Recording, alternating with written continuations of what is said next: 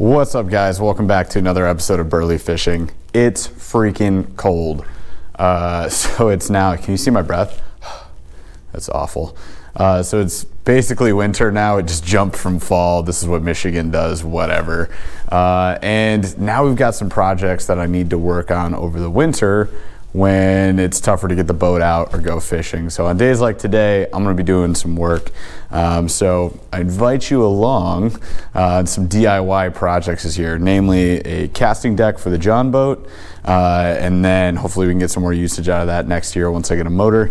And then right now, what's important is we're gonna build a rolling kayak stand for the Hobster. So to get this barge more mobile, easier to load into the truck, as well as try and get away from these guys and be a little nicer to this really expensive kayak. So that's the plan. I've seen a lot of different ideas and plans and stuff out there, so I'm gonna kind of like hodgepodge a bunch together, and I invite you guys along to see what this turns into.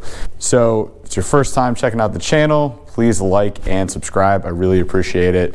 If you guys have any questions or other ideas on things you'd like to see, let me know in the comments, all right? Otherwise, let's get rolling on this thing.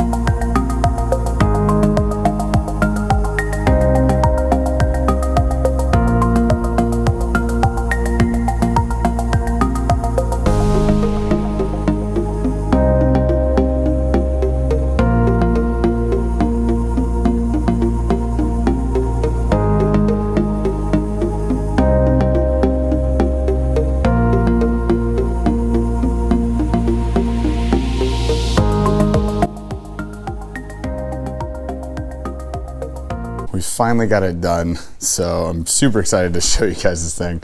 Things I want you to keep in mind with this is, one, we wanted it to be cheap, so, you know, I think it looks pretty good, but obviously I could fancy this up, make it look real nice. I just don't want to. You know, the total cost on this thing was about 115 bucks. Stands for kayaks like the Hobie without wheels, typically 200 plus shipping. So I think we saved a bit of cash here, so it's kind of worth it. Number two, we went for structural integrity. I don't want this thing, you know, collapsing on me, obviously. So we've got, I believe, 8 sort of studs set up that are very heavy duty. It's not going anywhere. Does it look the prettiest because of it? No, C.1. And then number three, we want it to be mobile, right? So we've got the wheels. This thing moves so easily. It's ridiculous. So it's nice. We got like 3-inch caster wheels on there. So the heavier duty or premium, whatever you want to call them, that I picked up from Lowe's. They're working really nice. I've got fairly even ground. If you guys are working with like gravel or grass, or obviously a rougher terrain to traverse with your kayak or further distance, go for the bigger wheels, right? If it's paved, just kind of rocky, you can get away with like 4 or 5-inch caster wheels. If you're dealing with grass and stuff like that, I've seen a few designs where they actually throw an axle through it and put some real wheels on there, like tractor wheels or something. You could do that too. Didn't feel like it, didn't need to. So this worked really well for me. Again, we're in the garage, so I'm pretty much just gonna pull the truck out, back it up, and then wheel this thing out. But I'm gonna show you guys a dry run on how this works. All the measurements and everything that I used will be in the description below. Let me know if you have any questions. Again, this is just one of many ways to do this. I saw a bunch of designs online first and then sort of put together the one that worked best for me. But let me give you guys a quick run through on this thing. All right, so we got the kayak off so you guys can see the full frame here. Again, it's pretty simple setup. It's an easy box frame, 2x4x8 uncut on either side. And then we threw 48 inches or 4 foot across the front. So it's a 4x8 and 3 inches as far as like the length goes, top and bottom. And then we had to sit this on top, again, 48 inches on top. So we have a flat surface to mount PVCs, and on the bottom, so we have a flat surface here. You can see on the inside that we can mount these wheels underneath, right? So that was important. And then from the bottom, we just did cross beams there, support structure, and on the top, these flat again, so we could support the PVC, throw a lag screw in. That's our support structure there. And we've got these vertical beams throughout, 4 per side. So this thing is super sturdy. As for these middle PVC beams, I did not have a big enough bit, so I just did what I could here, but just open that up, and then on the inside, maybe you can see with the light there, we had the lag screw there. So we had to do 1, 2, 3, 4 of those. So there's 4 lag screws on the PVC throughout. Super supported, not going anywhere. All right, so this is how I would load it up. You can see I've got it set up where the kayak is above my tailgate. Obviously, you know, depending on the height of the vehicle you're putting this onto, you're gonna have to adjust the height of your stand. So just pay attention to that. And then we've got locking wheels on the bottom. So pop that lock in. This isn't going anywhere, so I'm just gonna step behind, shove the boat in, nice and easy.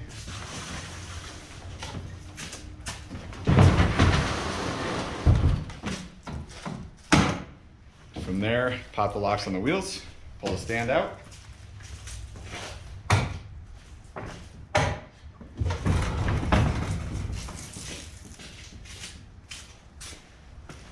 And we're done. All right, so unloading this bad boy when you get back home. Just gonna drive this until the PVC sits up under the hull.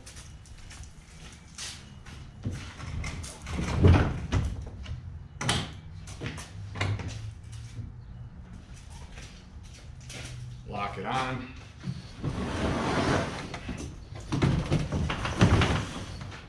And then just pull it off. Wham! We'll unlock the wheels, drive it back into the garage.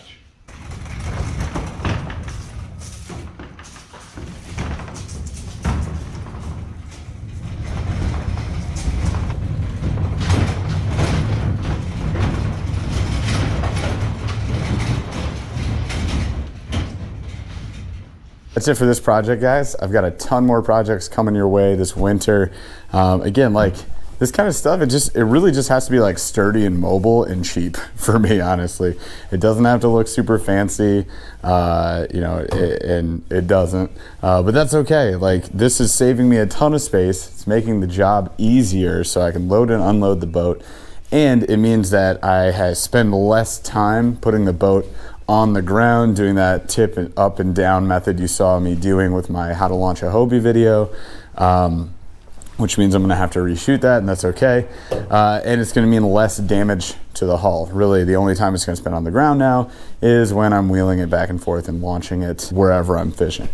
But as far as like time spent in the garage, nice and sturdy.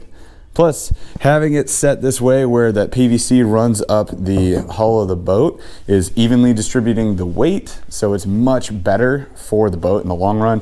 Now I'm like more in line with manufacturer plans for storing your boat as opposed to in the past. So I'm pumped about this. Hopefully you guys are too if you're looking to make something like this. This can be done for any kayak. I know I have the Hobie Pro Angler, but you can do this for anything. It doesn't even have to be the same type of like pontoon hull that I have. You could do what I did with my sit inside kayak, as you can see on the bottom shelf there. It's literally just sitting on top of those studs, but again, better for it because it's more even distribution of the weight. And now it's not hanging on my wall and getting filled with spiders, which is cool. So another good option too. So 2 boats in 1 on this thing, super sturdy.